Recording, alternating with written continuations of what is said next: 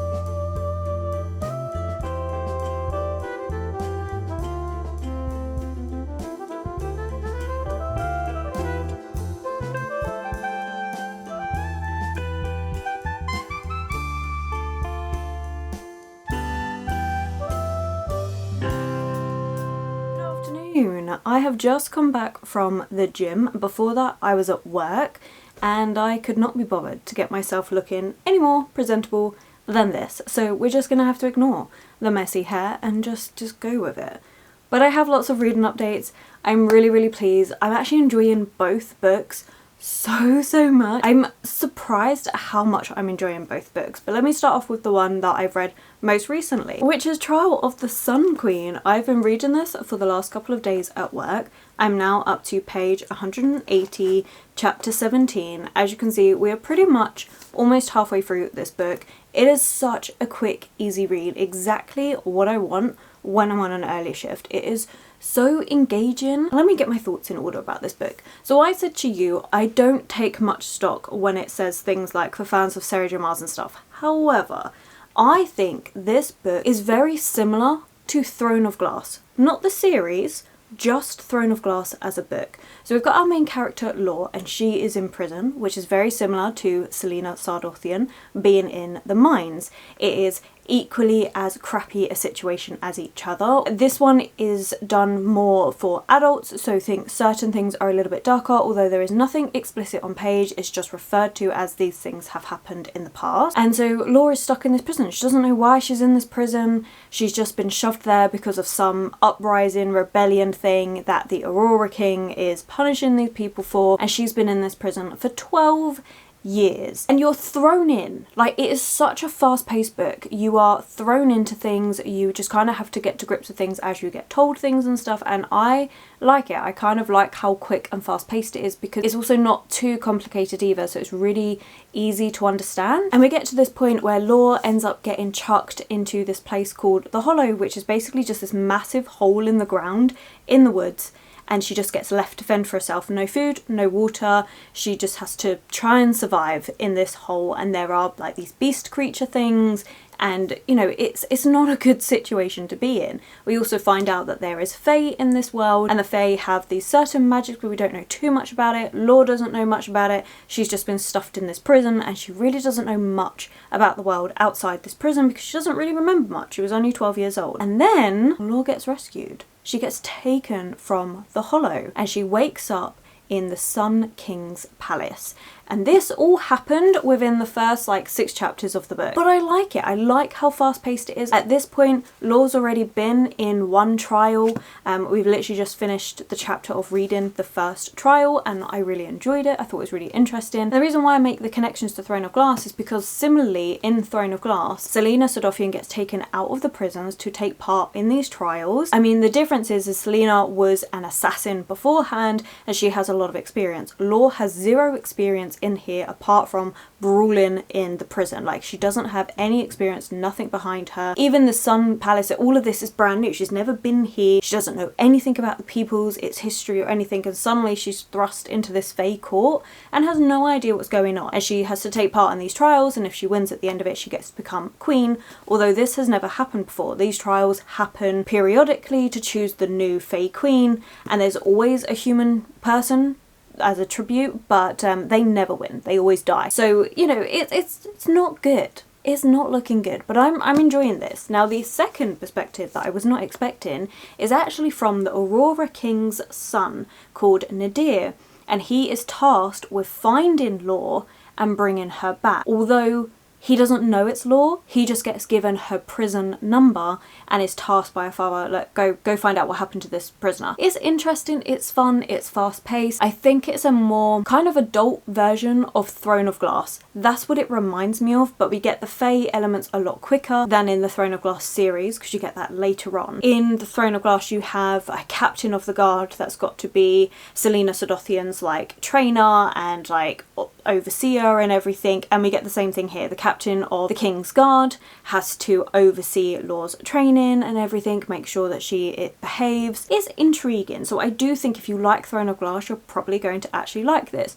Do I think it's similar to Hunger Games? No, not at all. I don't see why that was on there because apart from trials, it's got nothing similar to Hunger Games from the sounds of it so far. That could change, but I can't comment on Fourth Wing either because I've never read that book. I'm enjoying it. I'm really looking forward to it. It's actually a book that's really addictive to read, and I kind of just want to go straight back to reading it this evening, but I'm saving it. I've still got 2 more days at work, and I imagine because it's so fast paced, it's so easy to pick up and put down, it was working out perfectly for my early shift, which is exactly what I wanted. That I imagine I'm probably going to have this done over the next couple of shifts at work, unless of course I get really busy, in which case maybe not. But you know, it's good. It's easy to read, it's fast paced, it's intriguing with the trials and stuff. Is it a bit predictable in some things? Yes. Do we still need answers about a lot of things? Also yes, but I'm really enjoying it. So yeah, this is good. And then the second book that I am reading, as you saw from the B-roll, is The Clockwork Girl. Now I haven't read anywhere near as much of this. The first day I read like 30-odd pages, not much at all. And then last night I read a bigger chunk, and I'm now up to chapter 7, page 84. And I've actually been tabbing. You can't see that, but I have a couple tabs. There we go, you can see that now. This is the first book I've annotated in 2024, and I feel like that is significant. I honestly would have annotated You Let Me In by Camilla Bruce because I absolutely loved that, but by the time I thought about annotating it, I was already halfway through and I was like, I can't bother to go back and do that. This one I decided to annotate when I got to about the page 53 mark, and I'm like, you know what, I could just annotate from here and every so often go back to the points that I remember and just do that. I'm okay with doing that for this. But this is really good. This is so much better than what I thought. Both of these books are turned out better than what I thought. I thought Trial of the Sun Queen would be an easy, fast-paced read, something that wouldn't take too much thought process. And it is, but I'm also a lot more invested in it than I thought I would be. And this one, The Clockwork Girl, I'm honestly loving. I love the setting. It's set in Paris, 1750. We've got, I think it's just before the revolution or inspired by the revolution, because we've got a problem where it's really, really cold, bread prices are soaring, people are starving. So you've got all of that going on as the setting to this, and you follow 3 different main characters, and it is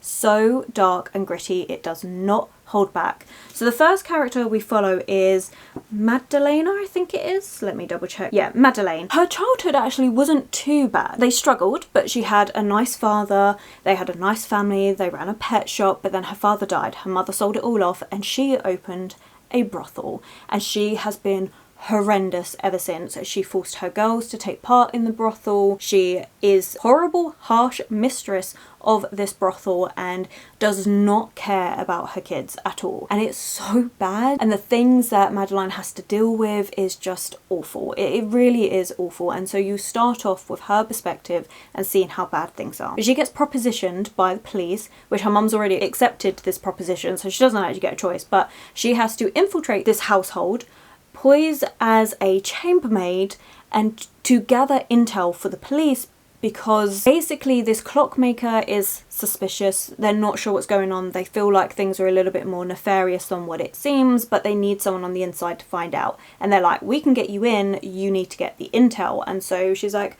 you know what, fine, I'll do this. I've got 30 days to try and discover what's going on. It is very creepy. There's a lot of things going on. I'll get back to that in just a second. The second perspective we get is the clockmaker's daughter, and I believe that is Veronique. You see her story. So far we've only had 1 chapter of her perspective, but you see how she was sent to a convent for the majority of her childhood. She's only just returned back to her father, and he is trying to train her in the ways of what he does as a clockmaker, and she is determined not to go back to the convent. She's also determined that she doesn't want to get married, but she'll take it if it means she's not going back to the convent. But she's just realised that her life is stuck. Like, she is a girl in this time, she has no say in her life at all, and she rails at the confines of it, and she is adamant to prove to her father that she is worthwhile and that he needs her, that she can be good at this. So that's what she's trying to do. And then we had a third perspective that I wasn't expecting, and that is from the Marquess, so the king's mistress. And that was a short chapter. I don't know where we're going with that, but we see that side of things as well. I quite like the split that we've got, like, across society, the different portrayal of different things during this time in France and how difficult it is, and seeing that regardless of a woman, where your stature is in society, you are still limited into what you can do and the choices that you have. So I'm really enjoying it. But I have a couple of tabs going on. So we have, so far, only 3, but I feel like I'm going to add more. So we have this like greyish blue colour, and this is for sinister, creepy things relating to the clockmaker, because there are just certain things that are so creepy. So for him to create these miraculous clockwork animals, he takes apart real animals to find out how they work. It's really quite gross and gruesome and awful. And so you're really starting to see all these sinister things and where it's leading up to, especially because children have now been going missing. There's been quite a few instances of children going missing, so I'm kind of like making all of these little connections that I'm like, I feel like I know where this is going and it's gonna be grim. Then we have dark blue. That's for quotes that I love. That's a standard tab that I have in all of my books, is just a quote that I absolutely adore. It may not fit into the other tabs that I have, but I love the quote. And so like for this one, it was one thing to choose this life for oneself. It was quite another for it to be used as a prison. And I like that, and that's from Veronique's perspective. And then the final tab I have at the moment is purple, and that is for things referencing Frankenstein, or what I think are referencing Frankenstein, because there is a lot of obsession around electricity, life, death, what we can do with that, how we can manipulate that in the part of Veronique's father, and he is a bit obsessed with this, and it just reminds me of Victor Frankenstein, so I'm really enjoying that as well. I'm enjoying that element to this book and that kind of feel of this is where it could be going. So yeah, I'm loving this. It turns out this is actually based on real historical events, so I'm liking this. This is really good. It's so much darker than I was expecting, so much more engaging, so sinister, and I cannot wait to continue more. So yeah, I'm really enjoying this. This has taken me a little bit longer, especially because now I'm annotating, but I am enjoying this one. Two very different books, but really, really good in different ways. And yeah, I feel like this one, if it continues going this way, Anna Mazzola, I'm definitely going to check out her other books. I was having a little look at some of the other books that she's written. There is a couple that have piqued my interest that I think if I really enjoy this, then I'll definitely be on the hunt for those, because this is good. I'm really liking the writing. I just think the way it's done in this really grips you, and it's just so sinister and foreboding, and I just love this dark atmosphere that we're getting. So yeah, really good. Mixture of books, but I'm enjoying it. So yeah, that is what we're up to. I have nothing really else to talk about because at the end of the day I haven't done much, although I have been doing a bit more Animal Crossing, and that's it. That's all I've been doing. It's literally been work, gym, and then once I finish editing, cooking and all of that stuff, we're Animal Crossing and reading, and then that's it. And that's what it's going to repeat on for at least the next 2 days. So I am going to start editing a video, and then I'm going to cook. I'm feeling a pizza. I might film it. Maybe we'll do more cooking things, like as I cook different things. Maybe. I don't know. We'll see. And yeah, then I'm going to play a bit of Animal Crossing and chill out and read, and that's it. That's the plans.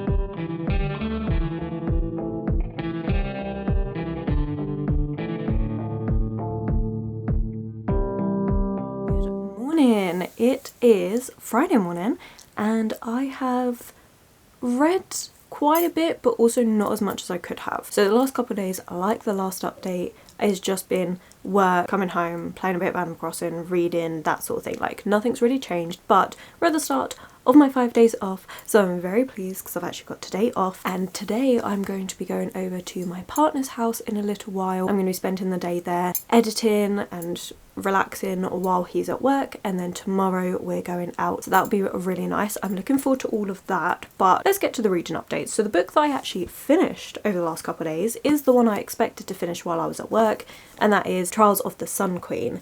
This, I said it was like Throne of Glass, and it is. but it's also like A Court of Thorns and Roses. It's like if you put A Throne of Glass and A Court of Thorns and Roses together and they had a baby, this is what it would be. It does make it really predictable for me because I know those books very well, I know the series very well, I can kind of guess where this is going, but I'm also really enjoying it. It just makes such a fun, easy read, and it's combining books that I already like, so of course this is going to work for me. So I have finished this, I like the way it ended. I have the second book, I'm really pleased that I've got the second book because I definitely want to carry on with this sooner rather than later, and I do believe the third book comes out this year. I'm really pleased. I'm so thankful that Orbit sent this to me because otherwise this is a book that I never would have picked up. It's always one of those things where, like I said at the start of this, if a book is referenced as, oh, for fans of Sarah J Maas or things like this, I tend to give it a miss unless I've seen people talking about it, because that gets referenced so often whenever it comes to fantasy books with romance, or if they include fae and stuff, like it always gets referenced because Sarah J Maas is such a massive author. And I don't mind that it happens, like it's good marketing, but it also gets really tiring.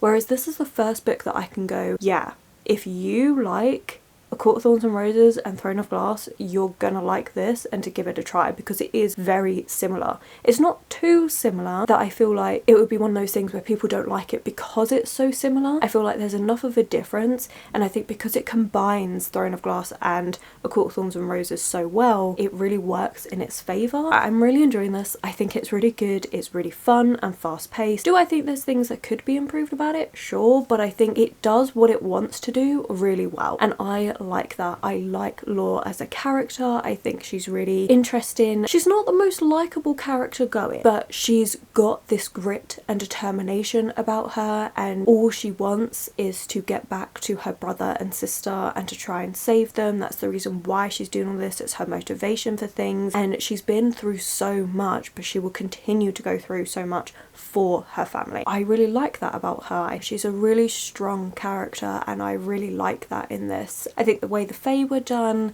and the comparisons of the characters, you can really see the I mean, again, this could be completely wrong, but for me, I really see the inspiration from certain characters from A Court of Thorns and Roses and Throne of Glass, which I'm actually not going to go into details, apart from the captain one, which I've already said, because I feel like then you do know exactly where this is going. And I think for the first half of the book, I wasn't 100% sure, and then things started happening and I was like, oh yes, that's exactly where this is happening. But I really like it. I think it combined really well the elements that I like from the Sarah J Maas books and put it into this, but also had its own spin on it. So I really enjoyed this. All the things I've already said, which I know I'm just going to repeat myself, but it was really good. I really liked the ending. I liked the reveals that were happening.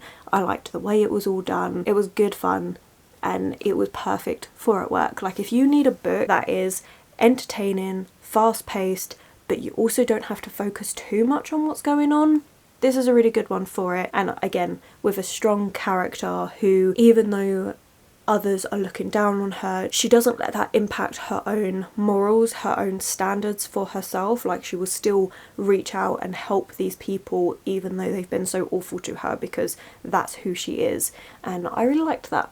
So yeah, I would really recommend, if you like the books that I've said, or you're just looking for a different fantasy romance, although the romance in this isn't heavy-handed in this book, it's definitely going to be something that's built upon in the series, but again, I like that. But unfortunately, I haven't read any more of The Clockwork Girl. I'm still up to, actually, no, I've read more since I last updated. I just didn't read any more last night, is what I should say. So I'm up to chapter 16, page 197. So I have read some more since I last updated. I didn't read anything last night. I've only got about 150 pages left to go. So I do plan on finishing this potentially today. I'm going to take this one to my partner's house. That way I can read it in between editing things to give myself a little bit of a break. So that would be really good.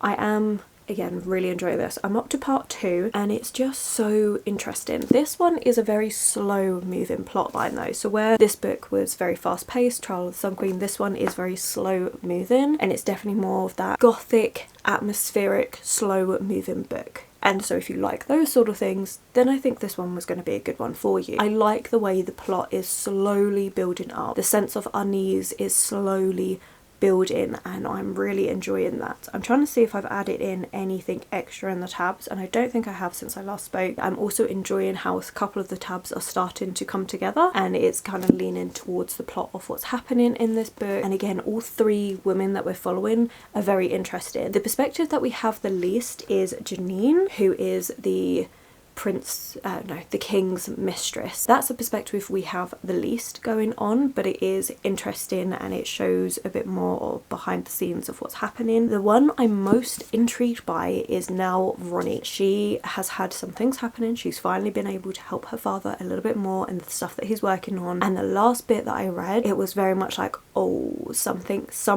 is going on and it's really not right, and I really want to get back to her perspective, but we're not. We're moving on to Madeline's perspective. That was really good. I really enjoyed the last chapter I read. Chapter 15 with Veronique really showed that next level of, oh, this is getting dark. And I mean, it was already a dark book, but the plot line and everything has just built into this crescendo that I think is going to be so good. But again, it's building slowly. Like, it's not this massive, like, dramatic, really fast-paced things like this. It's not that at all. It is slow-paced, but I think if you like that, then you're going to like this. I know slow-paced books aren't for everyone, but I tend to find that fast-paced books are fun, entertaining, but they won't stick with me as much on the whole. And then slow paced books, I don't know, there's something about them that just really captures me that little bit more. I do have to be in the mood for it, but when I am, it really works, and this is really working. So yeah, I plan on reading more of this today, hopefully finishing it. That's it. That is all the update. I have nothing more to say. Yesterday I was just really tired. I ended up going to bed earlier. I played a bit of Animal Crossing, and that was it. I really didn't do much at all, but the work week is done,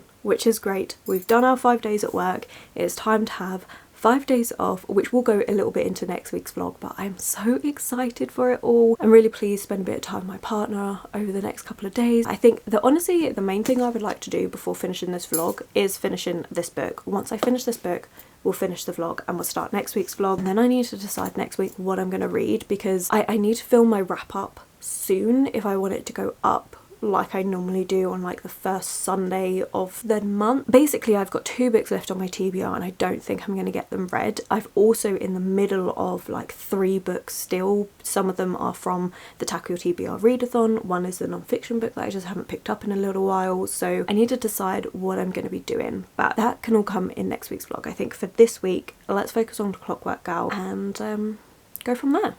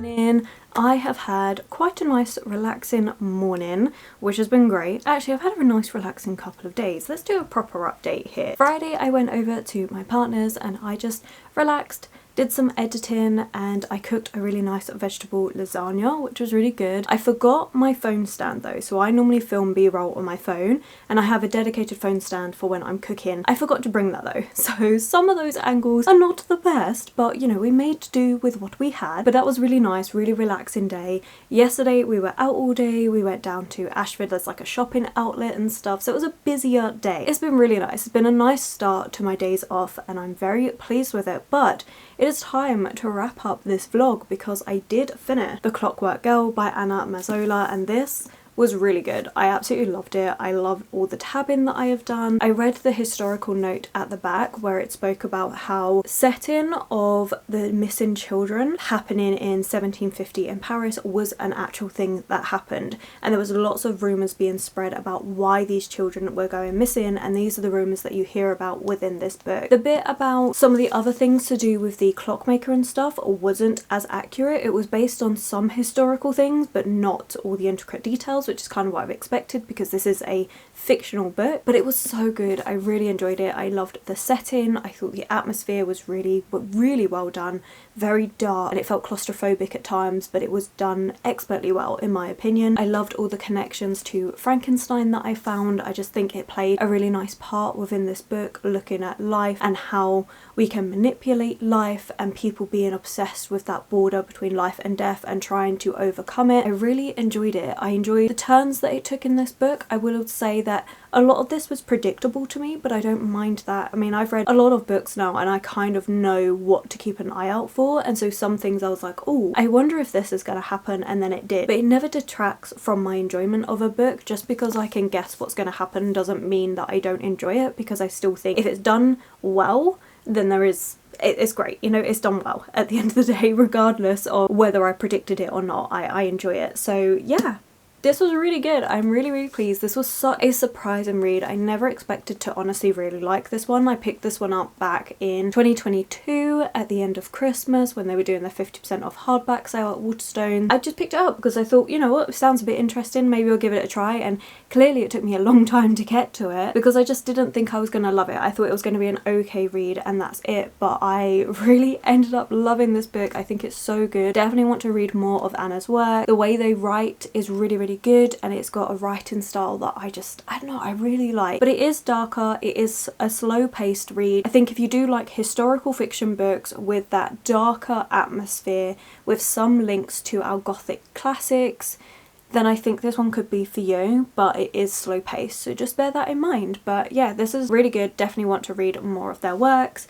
and I think this doesn't get talked about enough, or maybe just not in the channels that I watch, because I haven't heard anyone talking about this one, and I definitely think it deserves a little bit more hype. I've already filmed my underrated book recommendations video, but I might film a little clip just to mention this one because I haven't heard anyone talking about it and it was so good, so I might just quickly do that if I can, because I haven't edited it yet, so I should have time. Also, actually, on Friday when I got to the station near my partner, they have, I mean, most stations actually where I live have a free library where you can go in, drop off books, and you can take a book, and I always check them. And this time I had a book that I actually wanted, and this one is Lord of the Rings: The Two Towers. So this is the second book in the Lord of the Rings trilogy, or technically the second part of the one big book, whichever way around you want to do it. But yeah, this is a book that it wasn't high up on my radar to get. I knew I wanted to pick it up secondhand. I do know I want to read it, and this will be one of the few that I read as an audio book because that's just what I prefer doing with these. It's a fantasy staple, it's a classic, it's Lord of the Rings.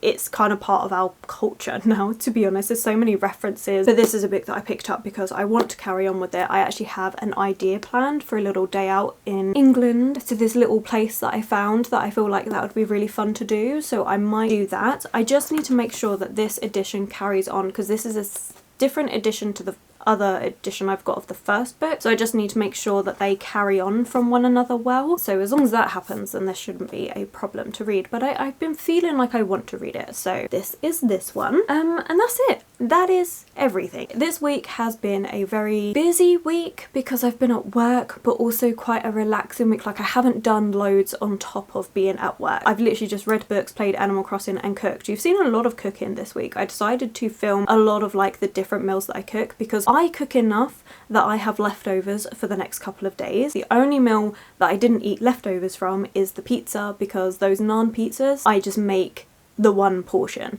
Everything else I have leftovers and I reuse those leftovers. Anyway, I don't know why I'm going into that. So you've just seen lots of like food, what I've been cooking this week, and yeah, then I've been reading. So we'll just do a recap of the one other book that I read this week, which is Trial of the Sun Queen by Nisha J. Tooley, and this one again ended up being an unexpected good book. I wasn't expecting to enjoy it as much. That's what I feel like this week's been, is just reading books that have exceeded my expectations, and I'm really pleased with that. Like, it's a great reading week when that happens.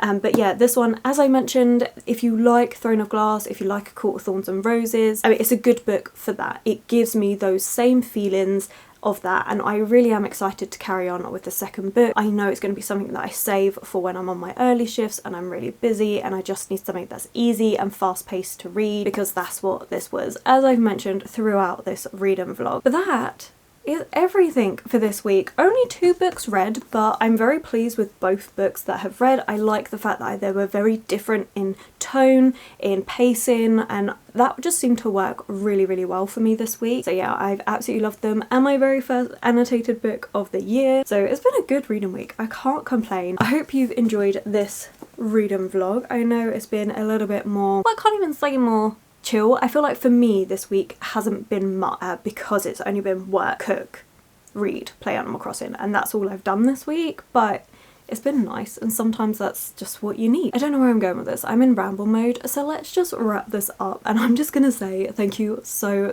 much for watching. If you've made it this far but you just don't know what you want to comment, then maybe put a, yeah, let's do a clock for the Clockwork Girl if you've made it this far or you just don't know what to comment. And I'm gonna leave it there, because otherwise I'm gonna keep talking for England. I'm in one of those rambly moods, and I actually want to start next week's vlog so you can get the ramble at the start of next week's vlog instead. So yes, thank you so much for watching. I truly appreciate each and every single one of you that takes the time to watch these videos. It really does mean a lot to me. If you have enjoyed this video, then please do consider giving it that thumbs up, subscribing and commenting. Those 3 things really help this channel grow. My social media links and anyone I've mentioned will always be linked below for you, and I will of course catch you in the very next video.